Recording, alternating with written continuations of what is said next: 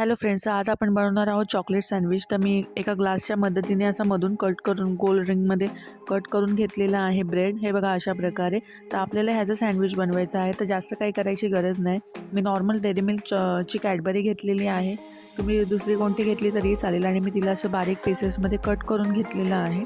आणि जो आपले सँडविच आपण गोल कट करून घेतलेले आहेत, तर त्याच्यावर मी कॅडबरी अशा प्रकारे असेंबल करून घेतलेली आहे. आणि थोडासा ब्रेड चिटकावा एकमेकांना, त्याच्यामुळे मी त्याच्या ज्या कडा आहे त्याला थोडंसं दूध लावून घेतलेलं आहे. आणि दुसरा जो सँडविच ब्रेड आपण गोल कट करून घेतलेला आहे, तो व्यवस्थित त्याच्या जो ब्रेड आहे त्याच्यावर मी ठेवून घेणार आहे. तर आता काय नाही करायचं जास्त, आपल्याला नॉर्मल बटर गरम करायचं आहे पॅनवर आणि याला मस्त फ्राय करून घ्यायचं आहे दोन्ही साईडने. आणि आतून सुंदरपणे कॅडबरी आतमध्ये ज्या मेल्ट होते.